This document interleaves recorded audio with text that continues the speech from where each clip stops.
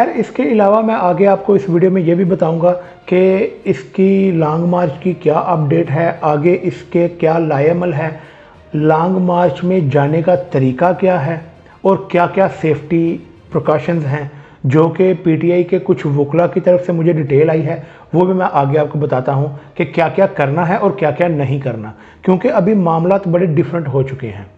कुछ लोग ये कह रहे हैं कि परवेज़ इलाही साहब ये पच्चा करवाना चाहते हैं इमरान खान को, वो दोबारा विकेट के दूसरी जानिब हो जाएंगे। कुछ लोग कुछ कह रहे हैं। तो हमने ये सारी चीज़ें देख के ना तो उसको चलना है कि इमरान खान किसी तरीके से फंस ना जाए। कोई ऐसा काम नहीं लॉन्ग मार्च में करना, कोई ऐसी चीज़ें, वो मैं आगे आपको डिटेल बताता हूँ सारी। इसके अलावा एक अहम थ्रेट ये है लॉन्ग मार्च के बारे में कि लॉन्ग मार्च से पहले पकड़ दकड़ का खदशा है। पीटीआई के तमाम तर सरगर्म और सरकर्दा कारकुन को गिरफ्तार किया जाएगा। ऐसे में इस थ्रेड को ज़रूर सुने और अपने दोस्तों के साथ भी शेयर लाजम करें। लॉन्ग मार्च के शुरका को गिरफ्तार बगैर वारंट किया जा सकता है।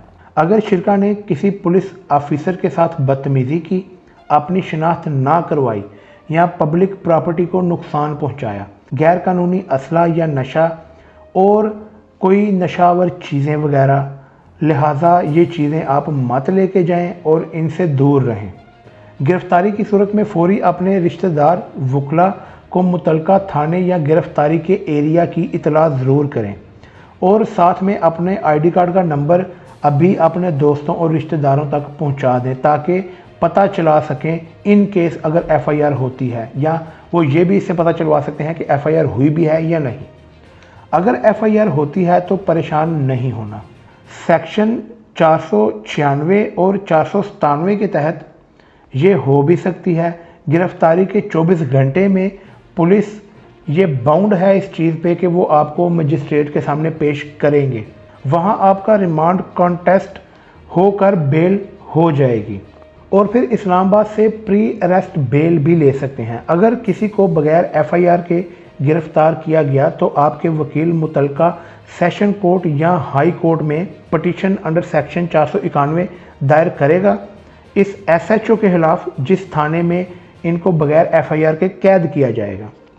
पाकिस्तान का आइन अवाम को बुनियादी हकूक़ की श्योरिटी देता है, जिसमें आज़ादी राय है, नकलो हरकत है, कानूनी तंजीम साजी है, आपके वकार की हिफाजत है, गैर कानूनी कैद गिरफ्तारी से हिफाजत शामिल है। ये सब चीज़ें पाकिस्तान का आइन अवाम को देता है। अगर इस सब की खिलाफ वर्जी की गई तो पटिशन आर्टिकल 199 के तहत हाई कोर्ट में ये दायर किया जा सकता है कि हमें इन चीज़ों से महरूम किया गया है।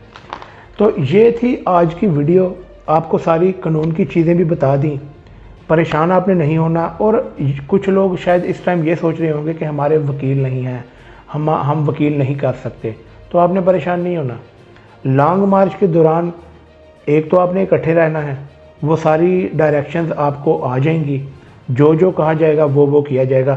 खैर हम भी उधर ही होंगे, सारा मीडिया भी कवरेज करेंगे, सारा कुछ करेंगे, सबको बताएंगे कि इधर हो क्या रहा है। जब लॉन्ग मार्च निकली तो इंशाल्लाह ज़रूर जाएंगे।